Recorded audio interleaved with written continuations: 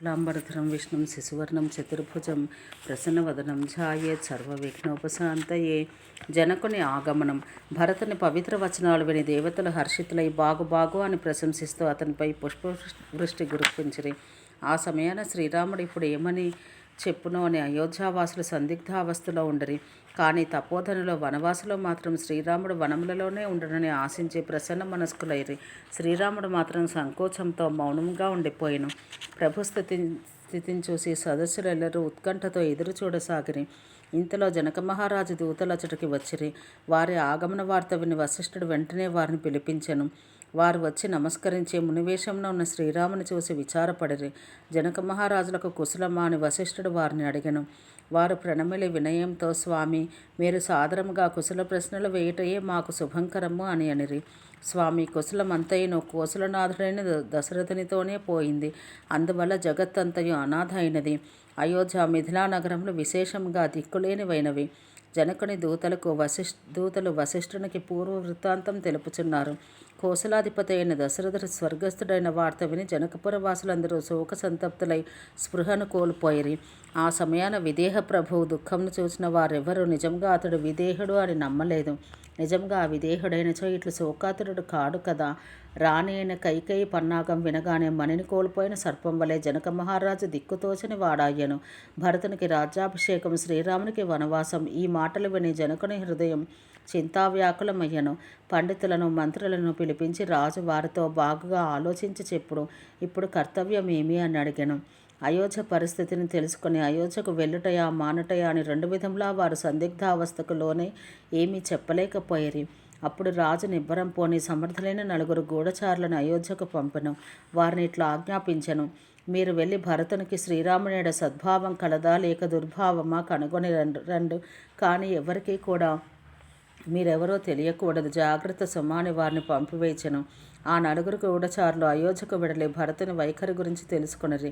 భరతుడు చిత్రకూటమునకు రాగానే వారు మిథులకు మరలి వచ్చిరి. ఆ గూఢచారులు వచ్చి జనక మహారాజు సభలో భరతుని సద్భావమును, కార్యదీక్షయు యథాశక్తి వివరించిరి. అది విన్న గురువులు, పౌరులు, మంత్రులు, రాజుగారు అందరూ విచారముతో, ప్రేమతో వ్యాకులపాటుకు లోనేరి.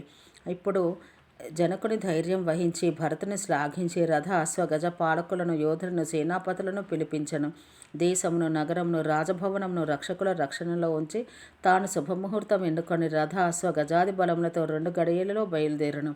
త్రోవలో ఎక్కడ ఆగకుండా వారి దినం ఉదయమే ప్రయాగకు చేరిరి. అక్కడ స్నానాలు ఆచరించి బయలుదేరి పరివారములతో యమునను దాటిరి. ఈ వార్తను మీకు తెలుపుటకై ముందుగా మమ్మల్ని పంపిరి. వారు ఈ విధంగా పలికి ప్రణామములు ఆచరించిరి.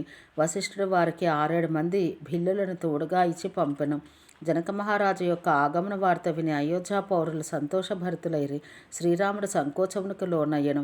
దేవరాజైన ఇంద్రుడు మిక్కలి చింతాక్రాంతుడయ్యను. కుటిలమతి అయిన కైకేయి బాధతో కొమ్మిలిపోవుచుండను.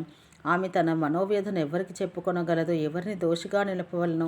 అయోధ్య పౌరులందరూ జనకుని రాకవలన ఇంకను కొన్ని దినములు అక్కడ ఉండవచ్చును అని అనుకొనుచు సంతసించరి.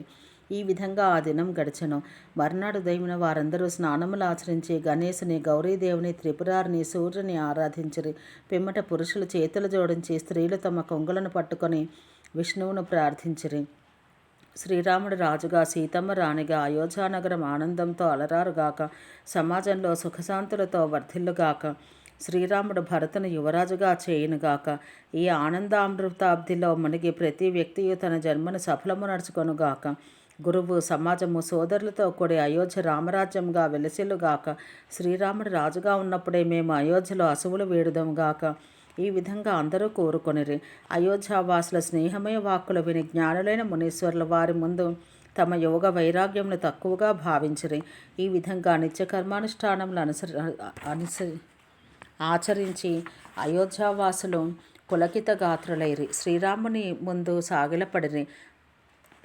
ఉచ్చ నిమ్న మధ్య జాతుల వారందరూ తమ తమ యోగ్యతలకు అనుగుణంగా శ్రీరాముని దర్శించిరి. శ్రీరాముడు సావధానంగా వారి వారి యోగ్యతలు అనుసరించి అందరినీ సన్మానించెను.